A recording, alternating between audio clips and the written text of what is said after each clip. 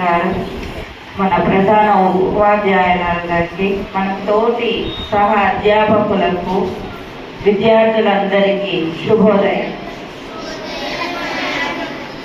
రేపు ఏ పండుగ? శ్రీరామనవమి. రేపు మనం జరుపుకోయే హిందూ పండుగల్లో అతి ముఖ్యమైనది.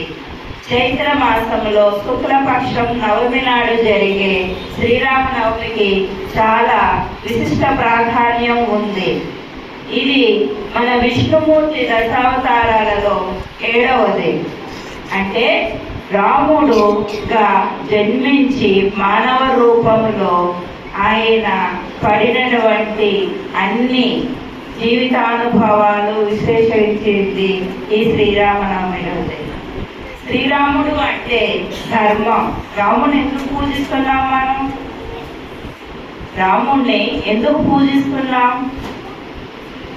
రాముడు అంటే మనిషి రూపంలో నీతి నియమాలకు కట్టుబడి అందరి మన్నన పొంది దేవుడుగా పేరు పొందాడు.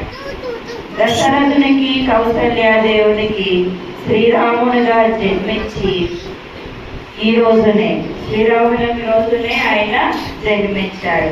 ఎప్పుడో తెలుసా? ఎప్పుడు?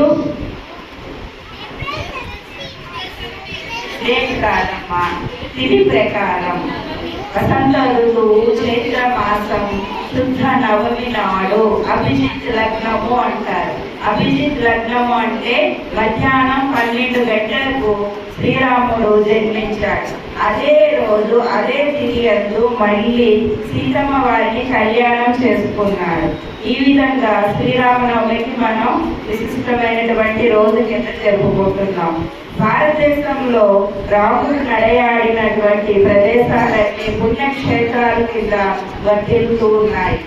శ్రీరాముడు 16 గుణాల సంపన్నుడు. గుణం అంటే తెలుసా మీకు? క్వాలిటీస్. ఆయనకి 16 గుణాలు ఉన్నాయంట. అవి సత్యవాక్య పరిపాలకుడు, నిజమే చెబుతాడు, ధర్మాన్ని ఆచరించిన వాడు, తండ్రి మాట తప్పని వాడు. తండ్రి ఇచ్చిన మాట కోసం 14 సంవత్సరాలు అరణ్యవాసం చేశాడు ఆయన. తెలుసా కదా మీకు? అంతేకాకుండా ఏకపత్ని వ్రతుడు. అంటే సీతను తప్ప మరే స్త్రీని ఆయన మనసులో కూడా తలుచుకోలేదు. అంతటి ధర్మనీతి పరుడైన. అందుకే ఈ రోజుకి ఆయన్ని మనము పూజించుకుంటూనే ఉన్నాము. తండ్రి మాట కోసం 14 సంవత్సరాలు అరణ్యవాసాన్ని చేసి సీతను రావణాసుడి చెర నుంచి తప్పించి మరలా ఇదే రోజు పట్టాభిషేకం చేసుకున్నాడు. అందుకనే శ్రీరామనవమికి అంతటి ప్రాముఖ్యత. ఇప్పటికీ సర్వపల్లీలు వేసి రామ కళ్యాణం జరుపుతూ ఉంటారు. మన అయోధ్య, భద్రాచలం, తమిళనాడులోని రామేశ్వరంలో ఈ వేడుకలు చాలా ఘనంగా జరుపుతారు. ప్రతి సంవత్సరము శ్రీరామ కళ్యాణం చేయడం వలన, కళ్యాణం అంటే మంచి జరగాలని కోరుకుంటూ అందరికీ శ్రీరామనవమి వేడుకలను నిర్వహిస్తున్నాము.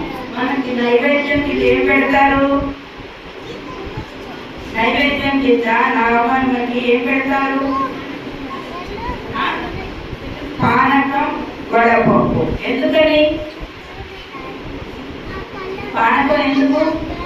ఏ గారెలు కూరలు ఎందుకు పెట్టట్లేదు?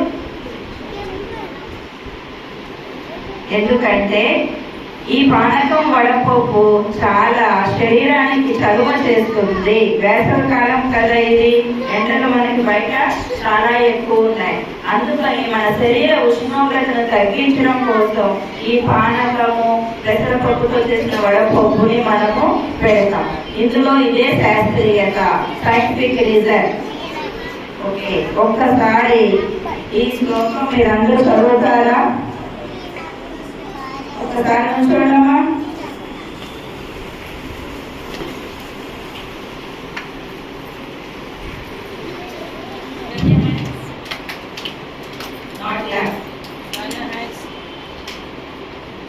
నేను చెప్తాను, నాతో పాటు మీరు చెప్పాలి. ఓకే? శ్రీరామ రామ రామేతి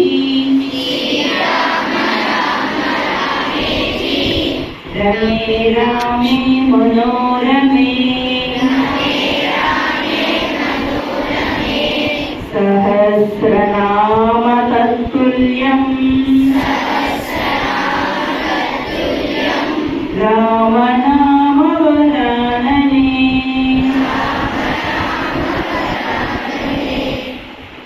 అంటే ఒక్కసారి శ్రీరామని జపించినట్లే అంత పుణ్యం ఈ ఒక్క నామానికి ఉంది. రామ బాణానికి ఎంత శక్తి ఉందో రామనామానికి కూడా అంతే శక్తి ఉంది. మరి మీరందరూ రేపు శ్రీరామనవమి మంచిగా జరుపుకుంటారా?